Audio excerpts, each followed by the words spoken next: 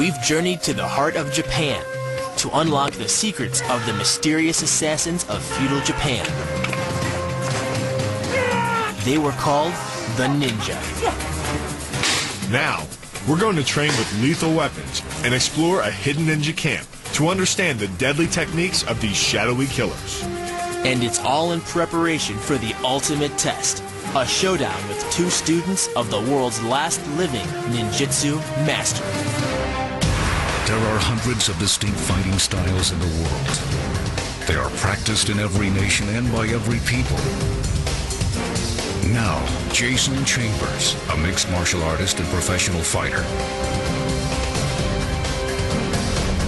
and Bill Duff, a former pro football player and wrestler, are embarked on a mission to explore the history and techniques of these incredible martial arts. And at the end of each journey, one of these two warriors will face the ultimate test. They'll try to survive a real fight with a true human weapon.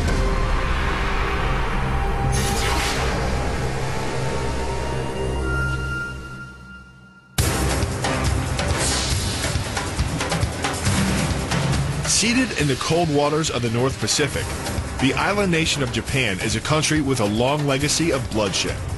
For nearly 300 years, rival warlords, samurai generals, and powerful family dynasties battled for control of the country.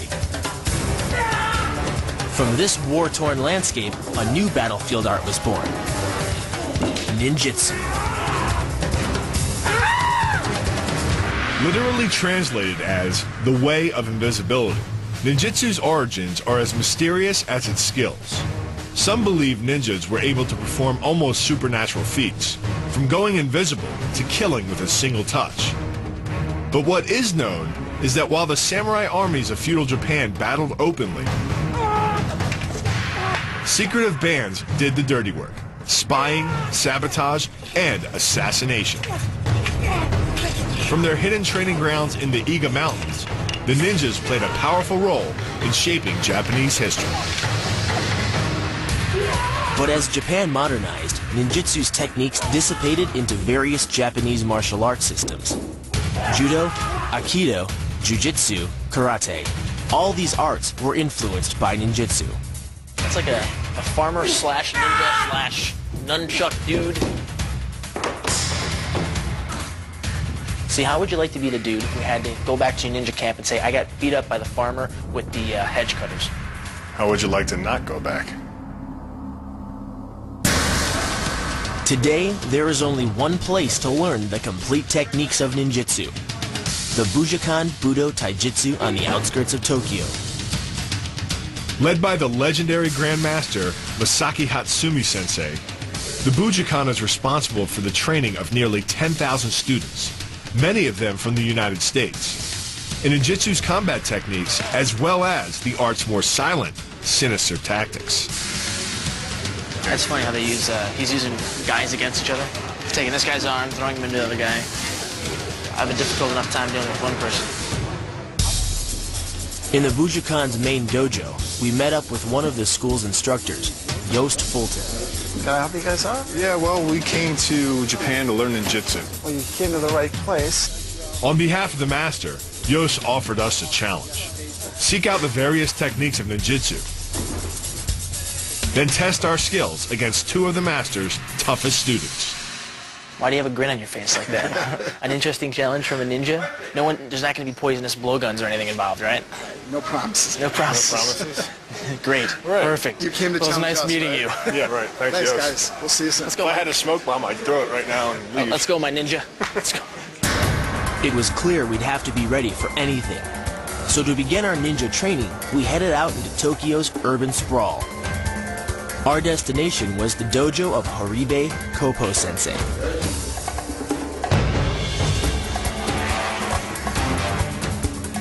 Kopo Sensei is a master of Kopo Jitsu, the deadly ninja art of close-quarter knife fighting. ジェイソンさんです。ビルさんです。 Sensei explained to us that because ninjas often infiltrated enemy territory dressed as farmers and peasants, they couldn't go armed with large weapons like a sword. Often they were armed with nothing more than small knives called tanto. But in the hands of a master, they were still deadly.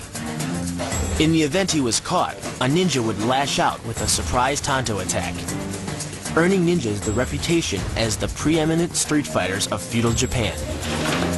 So their style was based on street fighting. It's not for ring or combat. It's how to use different things that they would find on the street as weapons and street-oriented martial arts, right? Of course. All right. Haribe Kopo Sensei began our Kopo Jitsu training by showing us how to stab an opponent. Even though these aren't real fighting knives, the tips are still sharp enough to do damage, especially to the eyes. Which is why we suit up with protective goggles for our training. Safety's a first. But Sensei students train with the real thing, and it shows. Look at this. This is what happens when you train with real knives. You get cut a little bit. It gives you a good sense of what it's like to get blood all over the place and have that real visceral sense of a knife attack. You need to point the top of the knife right to the enemy all the time.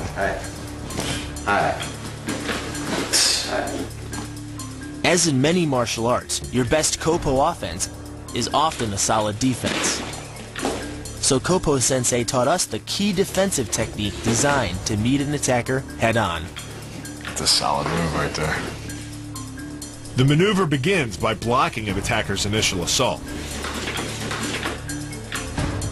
Then, a quick strike to the eyes temporarily blinds your opponent. Okay, strike to his eyes. Right.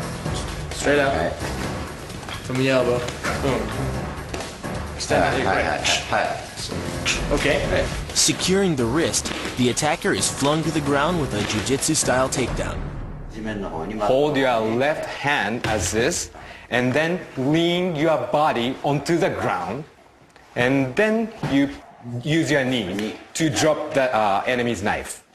The key to the move is the block and strike to the eyes. The block and strike disrupt his concentration, allowing you to take control of his attacking arm.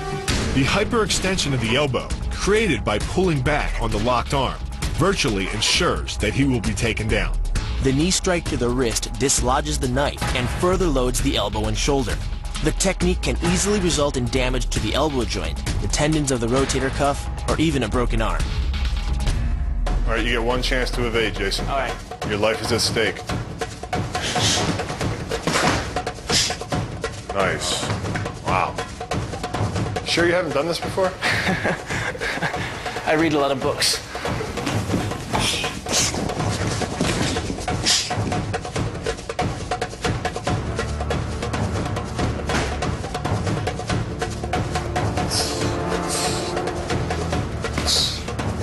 This is a great position to have a knife attacker in because you have a choice of breaking the elbow, getting rid of the knife, taking it for your own, and then ending your opponent's life if you so choose. It's a really violent move, but if someone's attacking you with a knife, you have to meet violence with violence. These knife skills were incredible and gave us a window into the brutal world of real ninja fighting. Wow. But to truly embrace the vast array of skills used by ninjas, we'd have to focus on their signature weapon, the throwing star.